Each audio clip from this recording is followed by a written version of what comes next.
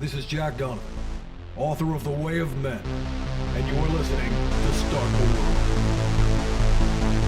All right, I'm here today with Michael Kurcina, and he wrote a book called We Fight Monsters, Wisdom and Inspiration That Speak the Warrior Soul. You got it, man. We just talked about that before. It's a great book. It's a collection of aphorisms and short thoughts. I'm a Nietzsche guy, and so that's the kind of writing I like to read. Or also reminds me a little bit of the Hagakure, because I think that's a really masculine way to write, because you're just throwing down, here's my opinion, think about it.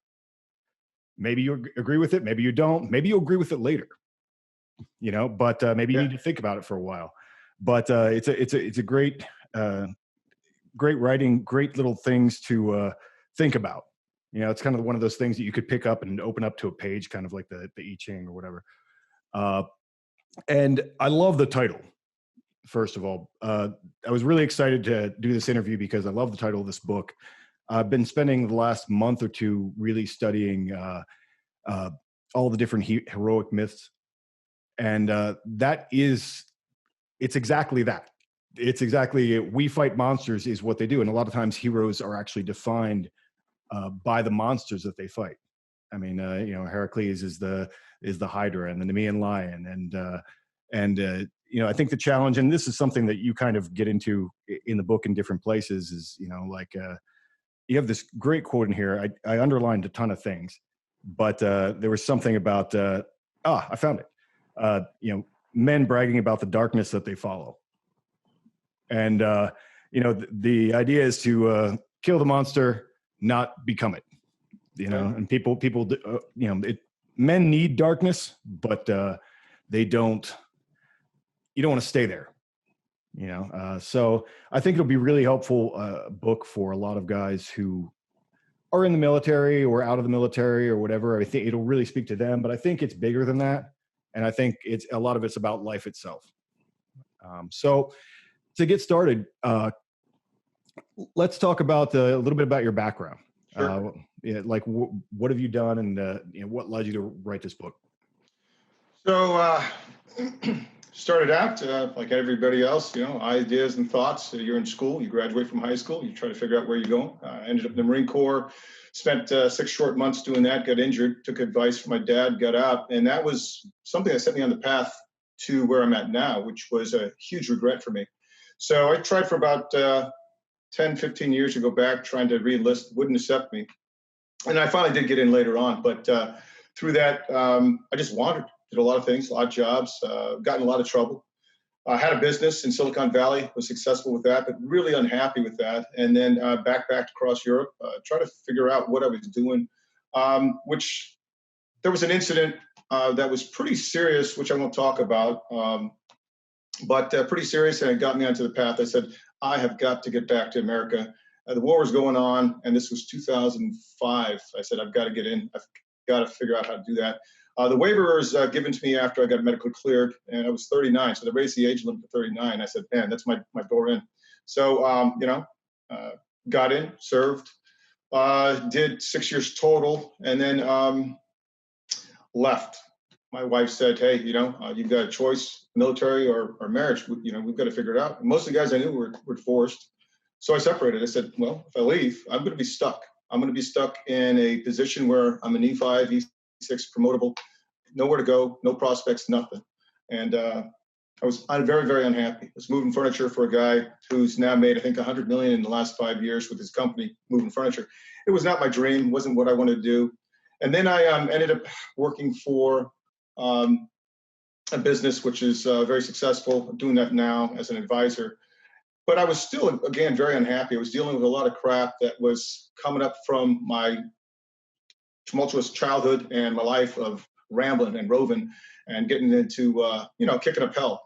And I had to deal with that. And so the whole thing was this idea, this assurance that you are an intelligent individual.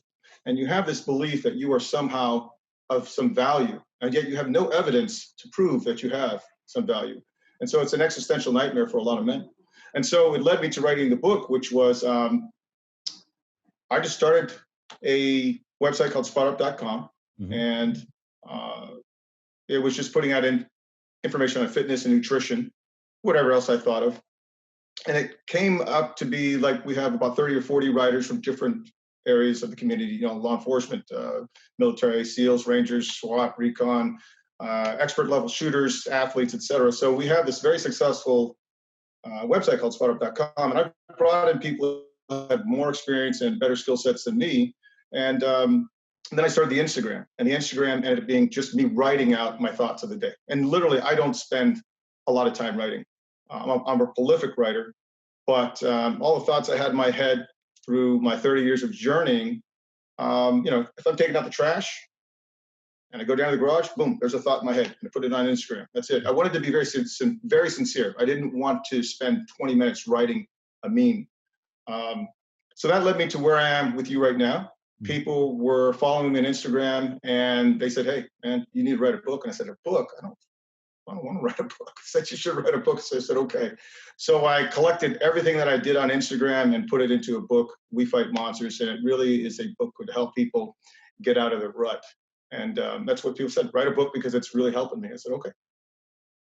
Cool. So you pulled it all together. Now, I actually said something I think was interesting about the existential crisis.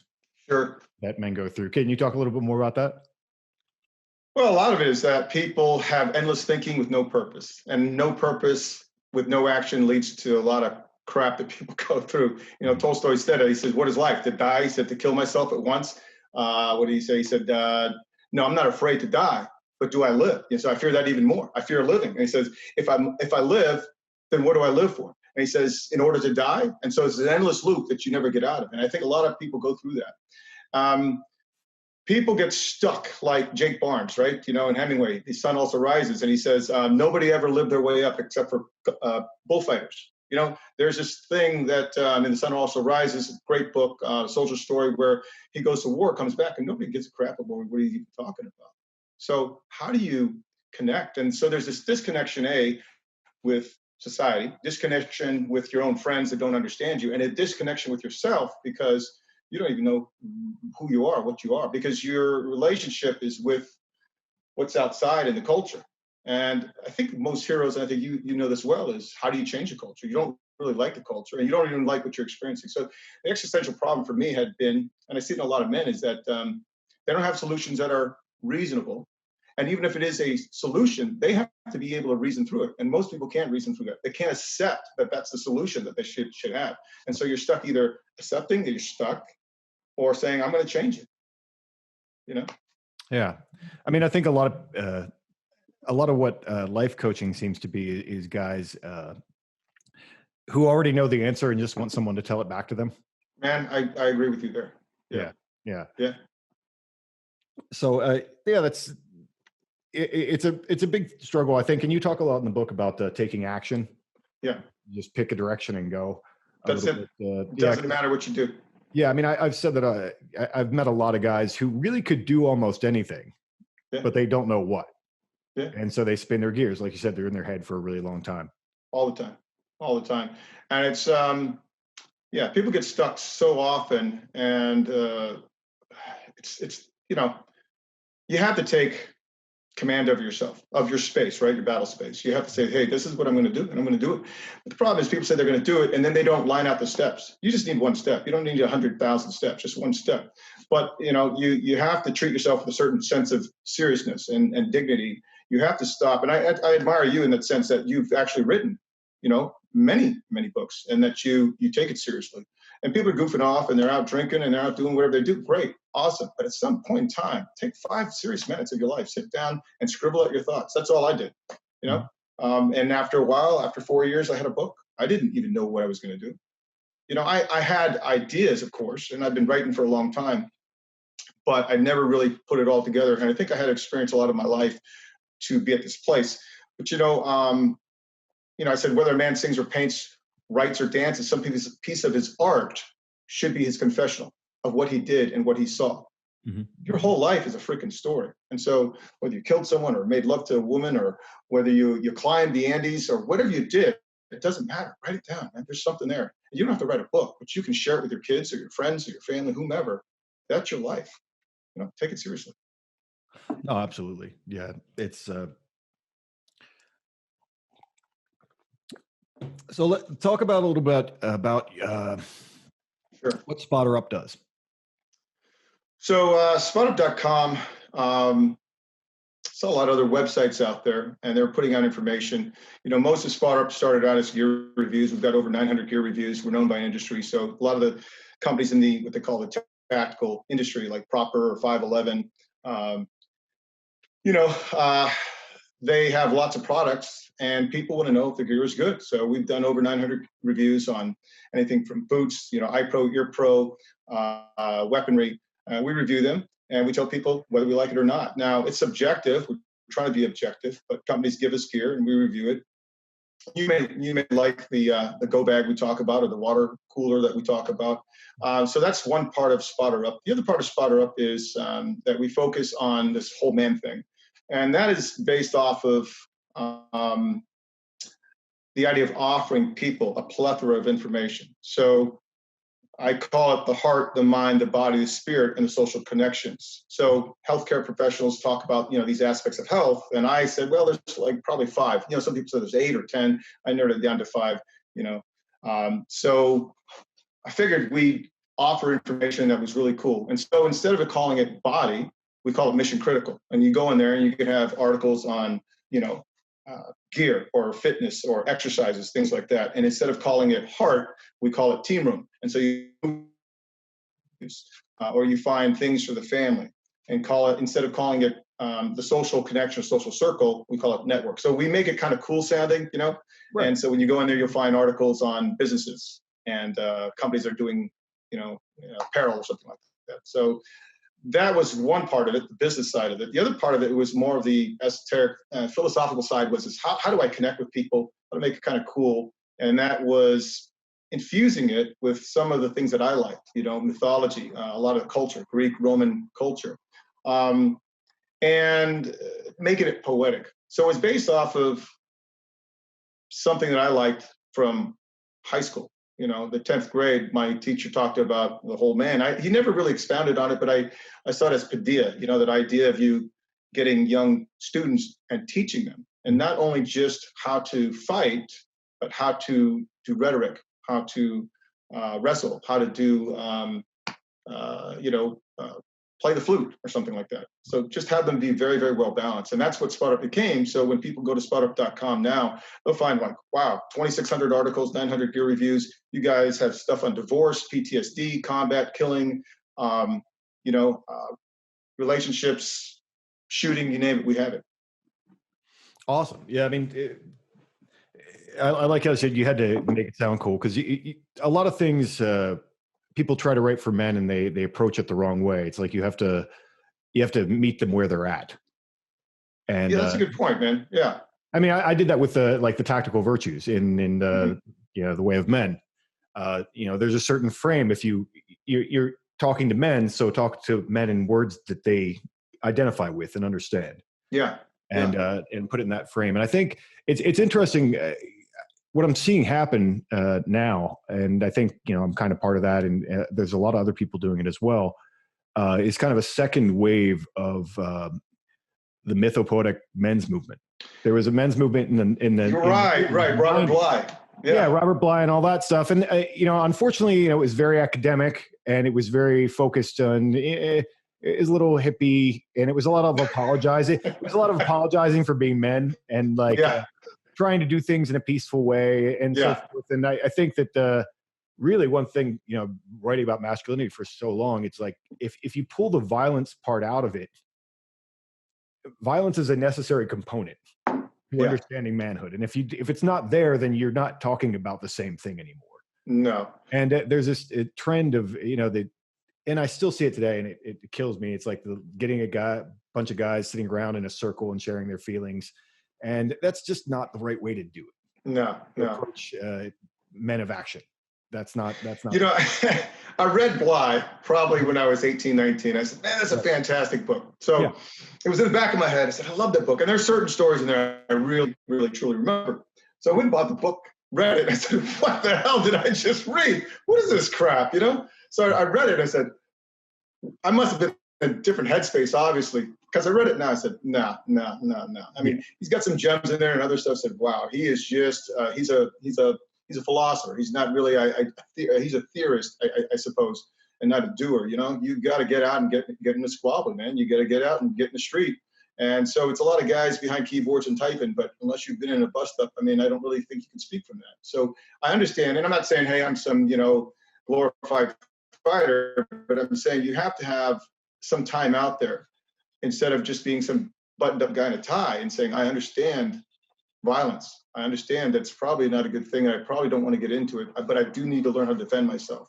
Right. And not just write about it, but really at some place know about it. And it's part and parcel, of course, It's one part of the whole man, being a human being. Yeah, and it's a tricky thing, and I've talked about this a lot, is that the amount of men who get to do violence legally is very small. Yeah. Right. So and you don't want to put people in a situation where that's the only way they can do something. And that's why I've always been a big fan of go take some martial arts, do something where you experience and have to get over that fear. And, sure. and I think that's really helpful. When I first finished The Way of Man, I mean, I was like, well, I guess I theorize first and then go do. That's kind of how I work. But, I went out and I, started taking boxing and, getting through that excitement and fear of getting punched in the face and doing that whole thing and then working through that. I think that if you haven't done that to talk about heroic narratives and something like that, you really don't. You don't. You're right. You get punched, you get hurt. It's not as bad as you think it is. I mean, some, I got hurt so bad one time I couldn't walk for about 30 days. I got busted up by a guy. And, but like you say, you get over that fear, you realize it's not going to be as bad most of the time. If you have your skills and you have your situational awareness, you practice, you're more likely to survive than not, but you're no longer a theorist, man. You're a realist. Yeah. You have to have that physical connection to the things that you're talking about in some way. I mean, whether it's, simulated way, I mean, that's really what sport is, really, right? It's a way for men to have that activity without tearing society apart, because they can't all do that. So it's a way to keep them busy. It's like my dogs tear each other apart every night, but like they don't draw blood, but it's part of their being. They have to do it. Right. And I think that, any man who writes about masculinity or anything really has to have some of that in his life at all times. I agree. I mean, even the way I write, you said it earlier, is that I write, I throw it out there, and you like it, you don't like it, you disagree with it. That's great. I wrote to really instill, to get people to think, to be introspective. But I think it just comes from, I think what manliness is just put it out there. It's not something you really spend 5 hours thinking about. You don't dwell on it. It just is. It exists. Hey, men like swords can be forged in fire. That's my quote. Yeah. Like it, hate it, change it if you don't like it. Yeah. I mean, that's what I always, everybody wants to be a critic, but, Yeah, I think now that I've written a book, I think I can probably understand where you're coming from. Yes. Welcome to my world. Yeah. Welcome to the world of angry emails. I've gotten a bunch in the past couple of days. Oh yeah. We've lost a lot of people because this whole crisis thing going on in America. We've lost so many people, which is cool. We've gained so many more people, and we're not going to please everybody. I'm not going to go out there and try. Yeah, you can't. I mean, that's actually an interesting thing to get into a little bit because of everything that's going on. I think now is a really good time for a lot of guys who were very protected and had the expectation that they were always going to be very protected. A lot of people have had to think about their own self-defense in a different way. And they've had to think about, well, there's been this narrative for decades and decades that, masculinity is outmoded. It's out of style. It's out of fashion. We don't need it anymore. And which is, it says something about the people who are saying that masculinity is, like a runway collection or something. But it's like bell bottoms. But, I think that a lot of people have had to address that maybe it's not as expendable as they thought it was. Right. Yeah. Maybe you would want a man around. Oh, sure. Who is at least going to take charge of a situation. Whether it's whatever. I mean, in my household, I mean, I had to, when the virus came out, you didn't know what it was or what was going on. And it's like, well, let's make the best decisions based on the information we have. And then you get new information, change the decisions. But it's the whole thing. We kind of went through this big OODA loop thing with that. It's like, well, okay, everybody has to really protect themselves. Oh, well, maybe we're not going to die after all. All right. You do this, got new information, change the plan. Sure. Yeah, I find it funny. I mean, goes down to what do people really truly believe? And one of the guys I know, my wife's friend's husband, he's an analyst and total, dork. Well, he just got a gun, and now he came to my house and I gave him some lessons. He's going to take a course. I know someone else, total PETA, into animals, hates human beings, hates guys even more, just bought a gun. Hello, Yeah. So these people, they say, you're not going to change me. This is the way I am, and this is authentic. Oh, really? You're authentic, huh? Okay, gotcha. Right. So now you want a firearm? Now you want to learn to fight? Okay. So we're the crazy people? That's fine. They can live and do their thing. That's fine. But, I've got to focus, and my goal is to help people try to, as I said, claim their freedom and live more of their life, and don't live in such a bubble of what you're conditioned to believe or think. Think for yourself, man. If you like guns, great. If you don't, that's fine too. But know what you believe, know what you think, claim your life. Yeah, no, absolutely. It's that's an interesting topic, the authenticity thing. Sure. That people have. There's a lot of weird definitions of authenticity, like whatever you feel is authentic. And I mean, I always say, like, just be yourself is terrible advice. Be who you want to be, not who you are at any given moment, to try to be better. Right. But people seem to equate being authentic with just their base level mediocrity, and that's really sad, but it is. Yeah, there are a lot of people buying guns that were never going to buy guns, and it'll be really interesting to see what happens with that. It just depends on what narrative we get to, what next month has in store, is how the narrative is going to shift. Because I think there's going to be a shift away from that again, I think. But a lot of people did get woken up to the, they talk about being woke, but they got woken up to the fact that they might get dragged out of their house. Like there's some real stuff going on, and we might, I was talking masculinity and darkness, and chaos really makes men. Monsters make men. Right? And we're in a time where we might be entering some actual chaos. To be cursed by living in interesting times. That's I think that's something that's happening right now. Yeah, my buddy, he runs a training company in Oregon, and they're busy. So they were okay, but now they're really busy. So, which one? Red Frog. Okay. Garrick. So with his, do you know them? Oh yeah, Garrick. Yeah. Garrick Fernbaugh. Yeah. Red Frog. So yeah, they're busy. Yeah.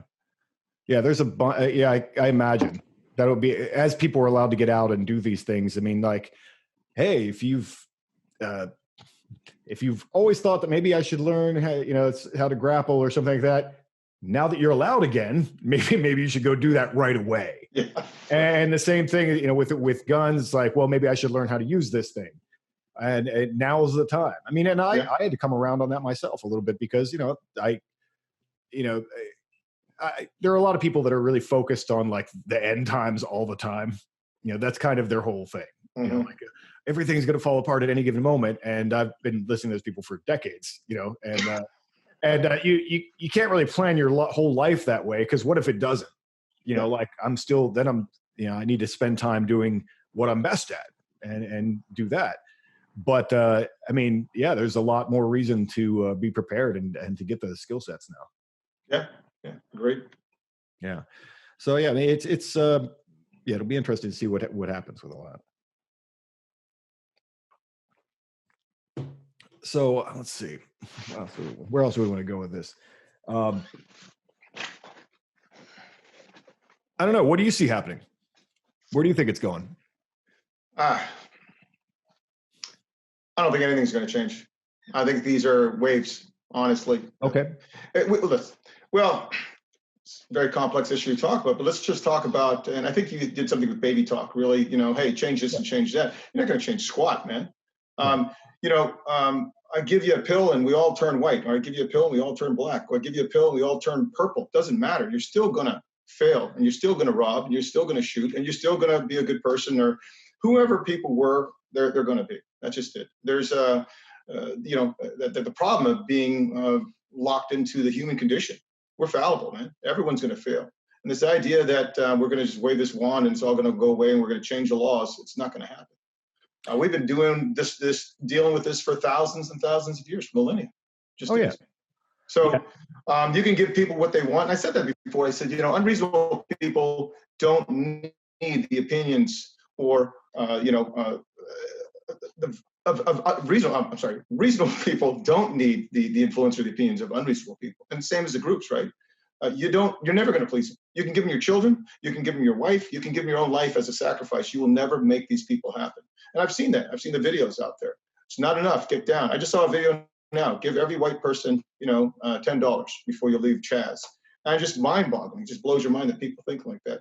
But I'm not focused on one group or another. My point being is that all human beings, there are people that you just can't make them happy, whether they like your book or anything else. So where are we going to go with this?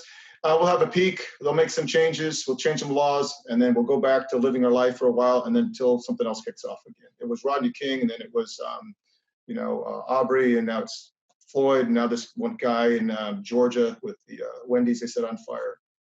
What do you do? Yeah. I mean, if you've been around for a while, as we both have, you start to see, you're like, oh, I remember the last time this happened. I've been bringing out, a lot of people don't remember Occupy. Oh yeah. They've already done this thing that they're doing before, exactly the same thing. Yeah. And rebooted. Yep. You got it. Yeah. It's exactly the same thing, and nothing happened because of it. Yeah. I think it's tied into the human condition and just the fact that most people, don't like the culture of the world the way it is, and they don't have solutions for it. And their solution is, I think, just baby talk, or it's just screaming, smashing things down, and they don't have a reasonable solution to it. We all have to find our place in this world, whether you're a poet or an artist, philosopher, warrior, or all of them. You have to figure out where your place is. Most people don't want to do that. They want you to do the work for them. They want the answers. Hey, we'll put you on, complete free education, free healthcare, free everything. Doesn't change a thing. You're still going to be a dirtbag. These people have been like that 365, 7 days a week. They're just looking for a pretext, a prop to go out and destroy. Fine.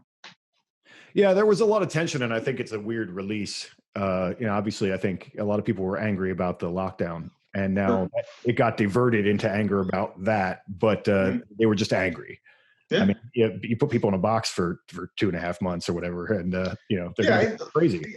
And I'd like to, put the caveat on it. Listen, you want to protest, have at it, man. Sure. But to destroy and to kill innocent people, hey, come on, man. Now we're going a different realm, and you can roast me online or whatever. I really don't care. The fact of the matter is there are a lot of people who are sick and tired of this, and they're waiting for that moment to kick off. And I'm not talking about the Boogaloo Boys, and I'm not talking about Civil War. I'm just simply saying people are going to get fed up, and if they go to the polls and vote, we'll see.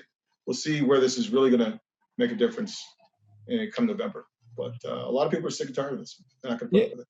Yeah.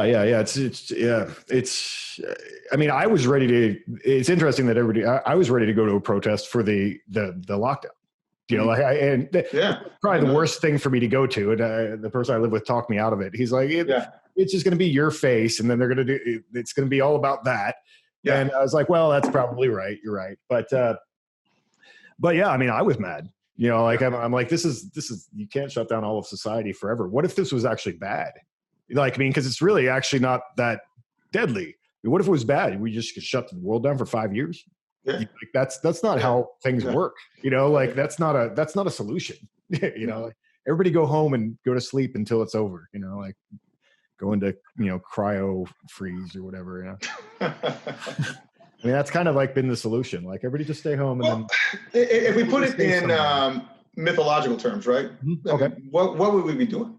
I mean, you have what we talk about is the hero. Yeah. And this guy is in a irrational world. And how does he find his place in an irrational world? No hero goes out thinking he's going to lose. No hero goes out thinking he's going to die. He goes out believing he's going to defeat the bad monster. And he has to hear the voices. And he goes out to the edge of the cliff, and he looks out the edge of the cliff, and the wind's blowing on his face. And you call it fate or the act of the gods or whatever it is. And he has an answer. And then he has all these other, individuals are stepping his way like Juno or Zeus or someone stopping him. And he has to say, you know what, regardless, I've got to go out and I've got to change the culture. Now, people who are going to change a culture do it in a very constructive way, and others don't. They destroy, and that's all they're very good at. But those who are really, really going to rise up are the ones who are reasonable, they're sensible, they have a plan. They act with a certain amount of dignity, and they complete their task. Yeah, no, and that's something I'm really trying to get across for people, because there's some anger that's being stoked right now, and I think for you have the black thing is happening, and then what it's doing is creating a lot of, you're not seeing it maybe, like the people who are doing it, they think they're helping, but they're actually creating a lot of racists. There's a lot of white guys are sitting there getting mad. They're watching TV, and I hate to see people go in that direction, because the real direction is, they're guys like you, guys like, all these, a lot of special forces guys, all these dudes who are focused on excellence. They want to surround themselves with people that are focused on excellence. And so they're not going to go that direction, and they're not going to go that direction. And those are also the people who have the skills and the social skills and the planning skills and whatever to actually make anything happen. Sure. All these, these two sides, the white and the black side, they are just polar opposites of each other. They're just mirrors of each other, and they're mirrors of extremism. And I think that any real change is going to have to come from guys who are a little bit more sensible and reasonable. It is. It's let cooler heads prevail, right? So you've got people, and everyone has triggers, but some people have really, really fine hair triggers, and they're waiting to go off. Look, they're just waiting for an event. Sensible people sit back, they study, they look at it, they say, what's the meaning here? What's the purpose here? Where do I fit in? This is not the time to react. This is not the time to respond.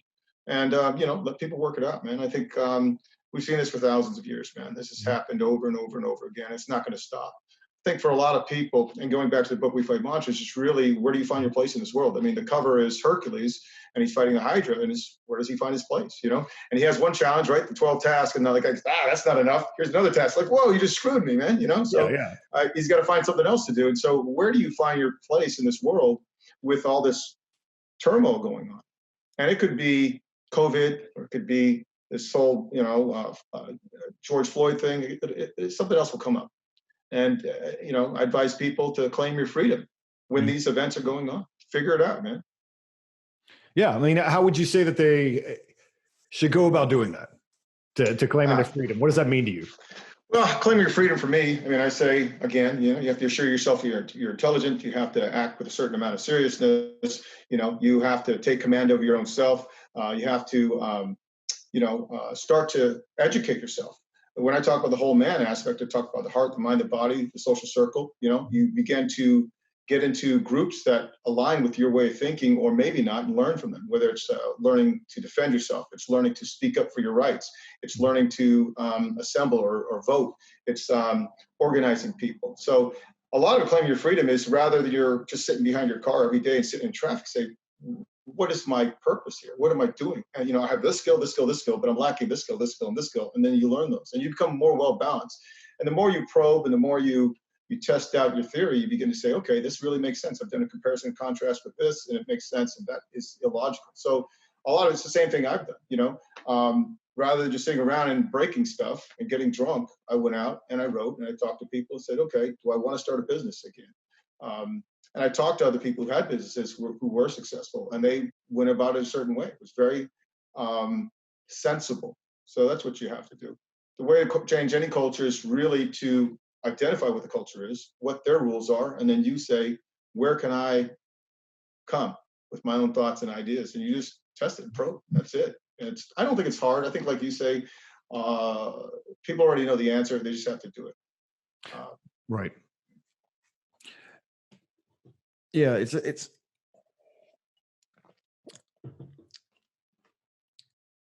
I definitely think that one of the major points about masculinity to me is order. And that's kind of one of, I think order and excellence are two of the things that I think the right people have to be for. And as you were saying, there's a lot of people who are only capable of destruction. Sure. And that's chaos. They're monsters, really. I said all the souls of all men are cast in the same mold. Yeah. But every man engraves his own heart. Every man decides what does he want to sketch out on his heart. And he could put some darkness there, or he could do something beautiful. And that's the way I see it. We're all cut from the same cloth, all cast from the same, mold. So just really got to decide, what do you want to do with the life you've been given? Yeah. And now is, like I said, there's chaos afoot. So there's opportunity. When all this started happening, I was like, well, you've been waiting for something to happen. Well, now something's happening. And now's the time. A lot of people, a lot of men are getting an opportunity to prove themselves in a way that they didn't before. And that's good for them. Yeah, I think it is. I think like my wife's friend's husband, I mean, he's decided, and he's on anxiety medication now. He's a nervous guy. And it's kind of funny because he comes over and he has no pulse, there's no sense of humor. I said to my wife, it's like talking to a block of wood, but he wants to learn, and he is taking classes now. And so he's taking the step to actually to say, I'm done being afraid. Mm-hmm. But he doesn't want to be a person who is an irrational person. He wants to be very sensible, very logical. Classes do I take? What kind of training do I take? How often should I do it? What kind of gear do I buy? And I'm giving him advice on that. But he sees the world changing, and he's a little afraid of it. He's not from here. He's from another country in the Middle East, and he's terrified. So I'm trying to help him out. And I think a lot of people are acting like that now. They're realizing, I need to do something, protect my family, even if it's to have a sidearm, even if it's to take one self-defense class. I think it's, it all rolls into what we're talking about. I think every man struggles with what is their purpose, and then when they have a purpose, is how to get more of that purpose. Mm-hmm. And that's hard to do too. What is my individual value in life, and then how do I live that in the same time in a culture that doesn't even understand what I'm talking about, and how do I do it in a way where I'm paying bills, and that doesn't mean you have to go in the service, go to combat and deploy. Right. It just means you can come home, and every day that you feel some respect for yourself, and that you are making a difference in your community. And it could be even,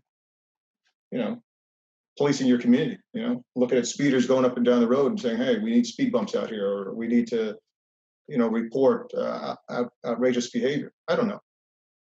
Yeah, I mean, a lot of things. One of the things that I think all these recent troubles have brought out is something I've been saying for years, is that small systems are better than big systems. Like, global systems are kind of a mess, and we've just kind of seen how that works. And but community-based local actions are you can create solutions that are right for that place. And I think the real danger is, the mass media gets everyone hyped up about something that's not even happening near them. Yeah, and sure. And they need to worry about what's happening near them. Right. And I think a lot of guys are fed up. And I know of one guy in California who is kind of a cool guy. He runs a men's only gym, which is like the only one that I've ever heard of. This is how it is. Really? This is how it's going to be. Interesting. I wonder where that's at. That's cool, man. Yeah, and it's in a barn in I think in California, and he refused to close it the whole time. Good for him. And so he just kind of stood up to his community. I mean, obviously he's not like in a major city where they're going to just put the hammer down, but he was kind of vocal in his community about what was going on, and now I think that he's talking to commissioners and all that kind of stuff. And a lot of people were hearing him and being like, hey, this guy makes a lot of sense. And so I think, I'm not the right guy to do that kind of thing. I do different things, but sure. It's because you have to have the right guy. You have to have a guy with a family and a guy, a certain set. Sure. That guy. But it is, important and exciting to see a lot of men maybe stepping up into roles like that, like getting some good men to do that, rather than people who are just career politicians who have just, kind of leeching off the system more than anything. So that. Yeah. I think we see that we live in the system. We see how it works, and it's only most people get involved when they realize it's leaning a little this way too much. And I don't mean politically, but just in the sense that it's taking away everybody's quality of life. And so they've got to make some changes, and you step up. So as you say, your friend, he keeps the gym open, and it's not always just about money, but it's about doing the right thing. It's affecting people. I think for him it was definitely not about money. I don't think he makes a ton of money off that gym. I don't think that's what it's for. Oh yeah, I mean he's serving the community. He does other stuff, and that's just his thing. And he's the community is better for him being open. He's doing a greater good for everyone. I think that's really what it comes down to. We're all trying to figure it out. I think like with your book, mine is just really trying to put some goodness in this world. It's so easy to destroy. I've done it. I'm pretty good at it. But it's like, where does that really go? And you carry your thinking. And if yours is all about fighting and violence, all right, live that and be true to it. Be authentic to it. See how far it gets you. You're going to pull back and say, wow, that really didn't work so well for me. So you have to have some balance. We think in absolutes. And so what do? We're all just trying to figure it out. But the thing is that is best is that men who, they're always unraveling the threads of their life, and other men are always stitching it and putting that life together, and trying to make this tapestry that works and it's good and people look at it and they admire it. And there are people who are always going to pull out the threads of their life and pull out everyone else's threads, but we just got to figure it out and move ahead. I think we're on the same page here. Yeah, no, absolutely. So obviously you do a lot of training with different people, and for someone who is who is having that moment, who has never had to think about this kind of stuff and whatever, sure. Where do you think that they should start? Well, that's a good question. I'm not a highly trained guy like John Valentine or some of those cats, but let me tell you, John with the Combat Association, I'll throw his name out there, great guy. He's got people he's trained under like Matt Larson, who created the whole combatives training for the U.S. Army. There are a lot of great guys out there. You can look up Mike Green with Green Ops. He's got training in Texas and Virginia, but you're going to find guys, you really have to look at not their resumes, but you have to look at what they're producing. And not just online. You'll see it all the time. Instagram, greatest hits, and these guys don't have any experience. They won't train with anyone else. You can't really test it, soft hands. You really can't box with these guys because they don't want to do it, I'm just throwing this slow punch at you. But you need to go out and do more than check out the resumes. You need to go out and talk to them and find out what they're about and see if it's reasonable. And then ask around, who did you learn under? Who did he learn under? So it's a legacy issue. One of the guys when I trained in Kempo like 30 years ago, I mean, the guy was a fraud, and I was learning Wing Chun from him, which is funny. So I found out he was a fake. So here I am paying my $60 a month, and the guy's not even legit. He's learning out of a book. It's like, wow. So you really need to figure out, are you wasting your time? But there are a lot of great people online. Now, if you follow SpotUp.com and you follow us on Instagram, we've got a lot of really credible guys, and they can link you up with other people. Shoot me a DM or something like that. I could probably help you out. But we have them online, and you'll find them. You'll find the resumes on SpotUp.com. If you ask around, you'll find out these guys are legit. Whether it's shooting, nutrition, fitness, we have a couple of networks we can help you out with. Good. Yeah, I'm trying to funnel people into that kind of thing because obviously I think I got actually a lot more readers of The Way of Men over this, with the lockdown and everything, because people had to think about, this situation. And, I kind of want to give them some resources to kind of hit the ground running because now's the time. Like I said, now's the time to do it. I mean, do you have any recommendations as far as networking?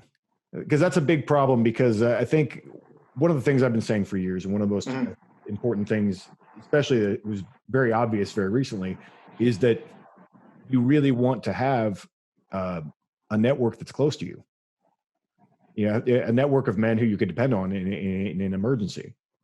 And I think that that's something that people need to do. I've been trying to do it a little bit locally. I went to a party with people from my jiu-jitsu gym the other night, and I told you that reader who recognized me once. I went and had lunch with him. I had lunch with the local powerlifting guy. I think I'm going to have him on my podcast just to, Yeah, man.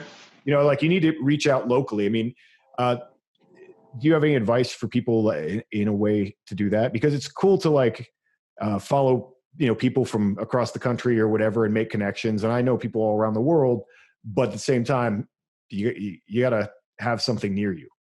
Yeah, when you have the resources, obviously it's easy. Some people are from small towns and they have nothing. So, and that's kind of hard. But for those who do, I recommend your VFW, your church, your powerlifting group. Your gym is another good place. A bike club where you're talking to people. Jiu-jitsu is another place, your club. And you go to parties, you just really have to get up and go out there. So that would be your start. And then just it grows. You talk to people, say, what do you think about this guy? This happens all the time to me. People reach out to me, or I'll reach out to them, and I'll say, what do you think about this guy? You think he's legit? You think he's okay? You think he's someone I can trust?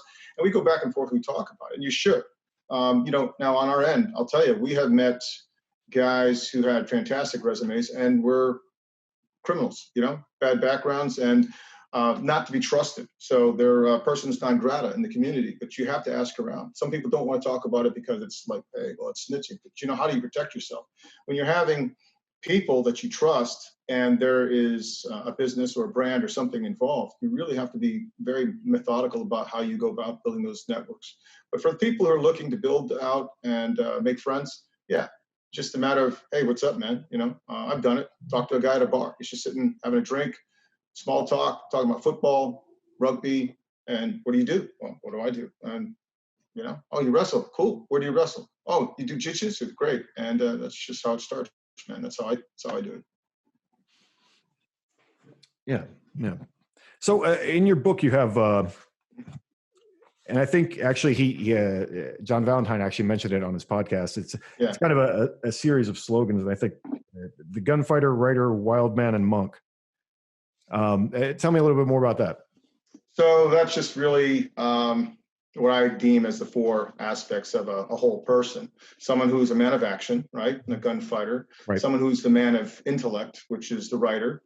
Someone who's a man of spirit, a high spirit, Nietzsche or Kierkegaard, some of those guys talked about the high spirit, who didn't live inside a box. Mm-hmm. And then again, someone who's a man of emotion, the poet, the guy who has feelings, like your Blake or your Victor Hugo or someone like that. So, to me, I never liked those guys who were channeled into that one area. Hey, I'm a man of action. I beat people up all the time. Okay, awesome. What else can you do? Nothing. I just beat people up.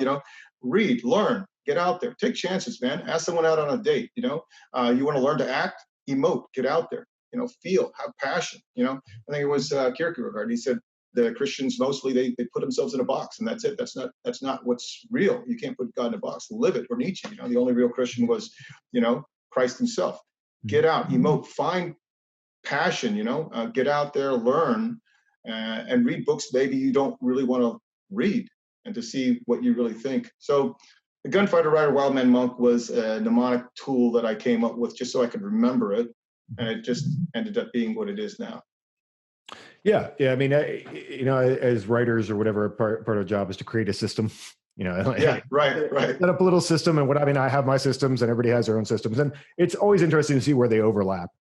I mean, there's the king, warrior, magician, lover thing, and that's also good. I mean, you're just I always say you're telling a story about reality, and you're putting a narrative on it, and giving someone a way to organize their mind and the things that they need. But yeah. And I find that when I've talked to a lot of guys who've been overseas and done, combat and all that kind of stuff, a lot of them come back and, okay, now they have the violence piece, and they're looking for something else. Like they need the spirituality piece or something like that. They're looking for something in that realm to balance them out. Whereas I think a lot of guys who are in regular society, they maybe need to go out and find the violence piece a little bit. And I think so. Yeah.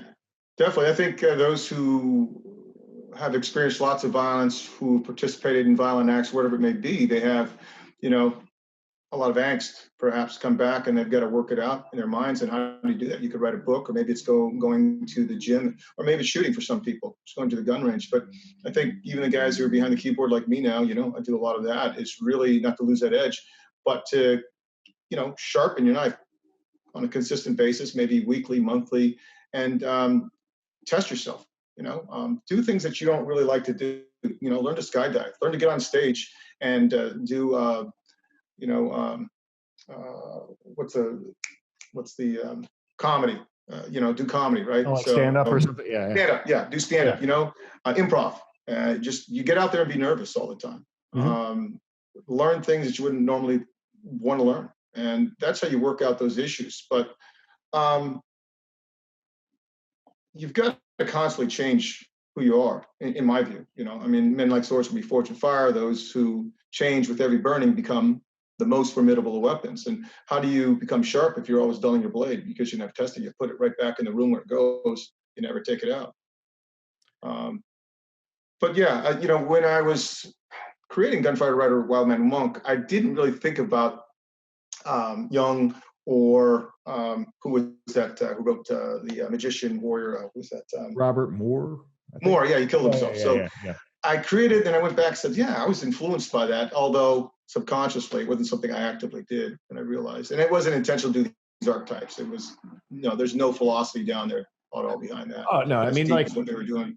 We all absorb stuff, and I always call it the washing machine as a writer. You have to put it in the wash and I had to let it tumble for a while or whatever, right? Prior, and then something comes out. And I've one of the things that I wrote in The Way Men was it's the difference between being a good man and being good at being a man. Yeah.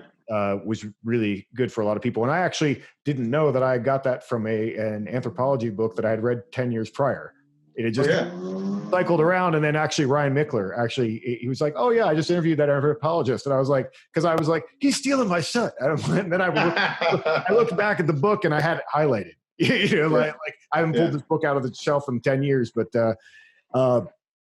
you get that kind of stuff and then present it in a new way. But I mean, something that I've definitely learned in the past few years. I think when a lot of guys, I say I have two audiences: the guys who are already men of action, and I said what they already know, and then there's guys who are like nerds who really need to learn how to punch each other. And like there's two different groups there. Right. And I definitely belong to the nerds who need to learn how to punch each other. But there's two different groups, and I think one of the pitfalls that you can come into if you're looking for men who are good at being men, you also want to look for good men too. You want them to be good men, and that's something you were saying with like guys in the industry and so forth. And you really want to be on guard for that, because there are a lot of good men who are good at being men who are not good people. They're not honest. They're not honest guys. And I think that's what you really. I think, having been through some of that myself. I mean, it was good to go through and learn how you learn about people and so forth. But I definitely want to be surrounded by good men at this point, who are also good at being. Yeah, that's a hard thing. I mean, how do you be a good man? I mean, a good dad or a good provider, something. And that's, I think, a lot of struggle is for people who are trying to figure out in a world of commercialism, right? You see it on Instagram all the time. Hey, follow me. I'm going to get abs like these. Right. That's what you do. And how do you find your place in a world where it's just all about money, and it's all about sex, and it's all about power, and it's not interesting to me at all. Mm-hmm. And I don't think it's interesting to a lot of other people either. But they don't have a direction to go to because no one's really packaged it in a way that's digestible to them, palatable to them. And so, I'm trying to provide something that only comes really from my belief system, my philosophy, which I think in its sense is really everyone's philosophy who's, a man who really is intrinsically deep down is a man. And we don't need to argue about it, talk about it. It just is. I think, you know a man more by, I think you said that was what he isn't than what he is. It's easier to identify, right? But a lot of those is, treat people with respect. Mm-hmm. Take responsibility for yourself. Pay your dues. Respect other people, they'll respect you. Work with people who want to work with you. Don't chase people. Don't let them chase you. Just simply don't be a clown, man. I don't think it's really too hard, but the actual life of a man begins the moment he takes responsibility for himself. The minute that he takes the responsibility for himself, that's when he becomes a man. Everything else is just being a boy or being a teen. Mm-hmm. And a lot of times it's doing things, even in business, when I was, running a shop in Silicon Valley, I fulfilled my contract, even someone busted theirs. Didn't. It's just the way you do it. Yeah. You fulfill your promises. You may not like it, you may take a loss, but that's the right thing to do. Yeah. And, we have an attitude now where people are very hostile. Oh, you're going to tell me? I'll kick your face in. I'm not going to pay nothing. You can't tell me. They make up these rules as they go along that are not applicable to anybody in their right mind, So yeah, it's a constant act of work, but I enjoy what I'm doing, and I think it's helping people. I'm not a perfect person by any means, of course. Don't pretend to be. But why do I say that? Everybody says that. Is that it's a constant struggle for me. I wake up every day and say, how can I live my life purposefully and in a way that is authentic, that I haven't gone to bed, put my head on my pillow and say, damn, I really hated myself today. How do I do that? And that's my everyday. And I hope I hope a lot of men do that. I think a lot of them do.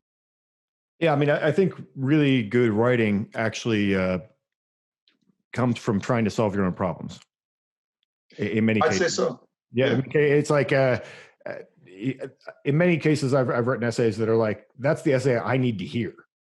I need to, this is a lecture to myself that I'm sharing with you, because I've had people, I've been in situations where I'm like, man, I need to go back and read some Jack Donelman stuff because of like, what, to live in accordance with the way you want to live. Sure. You need constant reminders, you need to go back and think about what you're about. Oh yeah. I do that frequently. I mean, I'll sit down and read something I wrote and I said, this is good. Who wrote this? It's not me. I'm not that smart, And I think it's just something that this echo, this voice of our ancestors just says, hey, this is who you're supposed to be, And we think too much about it. We can't become this man of intellect. We think too much and we forget to trust our own intuition, our own instinct.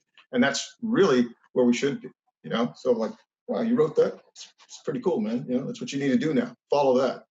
Exactly. Yeah. You're like, like I said, that you need the reminder sometimes of like, oh, that's who I want to be. I need to go back to that thing that because it came from somewhere. I mean, there's ideas whether Jung talked about it a little bit as far as Jung and Freud and all those people talk about the kind of whether it's a collective unconscious or superego or whatever that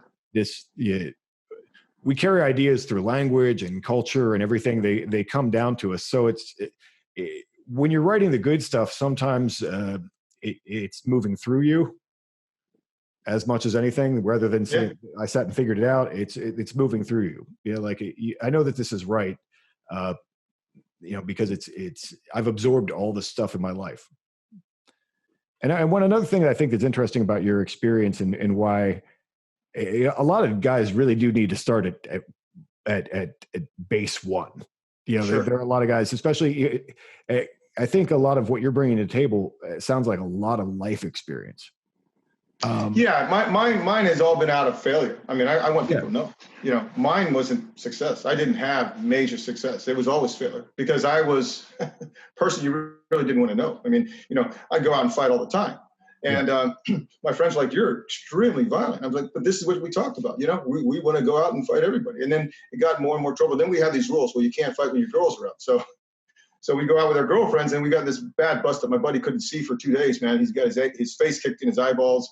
Right. And so we said, well, that's not working. And so I started to drift further and further away from people. I said, my philosophy is really screwed up. It's not working for me. It's making me lose every girl I'm with, and it's making me lose friends because I'm not following the rules. And, you live this philosophy, and that's what I did. I lived the philosophy of just a very unimaginative person, and I failed. And because of the failure, it allowed me to work through those thoughts. And so when I'm writing, I realized, my God, I was an idiot. I was a fool. I am not happy about the things I did, but at the same time, I can say, it brought me to where I'm at now. You need to have turmoil. You need to have tragedy. You need to have pain. You need to have those things in some capacity, but you also have to be able to work through it you just have pain all the time and you're, thinking about it all the time, then you're not getting anywhere. It's too much thinking with no purpose, no action is a bad thing for men. And men then get into things they probably should not get into. And those are things that I did early on in my life. I got into a lot of things I should have never gotten into. But it's gotten me to here now where I can give some advice to my teen son and say, don't do that. Don't do that. Or my friends, and they call me, don't do that. I've been there. And not anecdotally, but say we can rationally walk through the process and say, this is why. This is where you end up. Yeah, I mean, there's definitely some wisdom that comes from having a lot of experience like that. Oh, sure. And falling down a lot and making bad choices. I mean, I've made some bad choices. They follow you around for a while. Sure, they do. You can say, and that's the frustrating thing too about advising people, is that you can say, don't do that, and here's why. A lot of them are going to do it anyway. That's kind of it. It's frustrating to watch, and you're like, well, I kind of told you so, but it is what it is. People have to learn they have to get their own wisdom from their own mistakes sometimes. Yeah, I mean, I put it out on Instagram. Some people like it, some people might not. But, I put it out in a way I think is authentic. Again, I'm not spending 5 hours on it. I'm spending probably 3-4 minutes. I throw out a meme. I've got so many spelling errors. People say, that doesn't make any sense. Well, I've got to go clean it up. But throw it out there. And at the end of the day, I just want people to say, okay, it hit me at an emotional level. Mm-hmm. You can put out something that is so incredibly sensible, but if it doesn't connect with a man's heart and spirit, it's going to mean nothing. And so, I try to write at a very emotional level that people will connect with existentially, at that moment, and then they can digest it later on and say, okay, yeah, I got it, and hopefully it makes a change for them. So, but that's where I'm coming from. But I'm taking my life experience, all those memes, quotes, and anything in the book is really things I've done. Yeah. I mean, I was trying to find it because it was something. One of my underlines was something you talked about that I've found to be true is that sometimes you can say the right thing for the right person at the right moment, and like you said, it hits them, and that's the thing that they needed to hear, right? Yeah. And and it's sometimes it can hit you later. I mean, like a book you can read, like you said, read a book like 20 years later and be like, oh well, this is the book that I needed now, and I didn't understand it then, or vice versa. Yeah, I mean, that's what mysticism is, right? Mysticism is really that you have come to a place of transcendence, but there's no experience for it. Religion, or an explanation of something that has a structure, is the explanation, right? The whole process of how did you get to that moment. So I think it's kind of fascinating is, we sometimes you do math. How'd you get the answer? I don't know. Just had the answer. Just popped in my head. I think a lot of life is like that.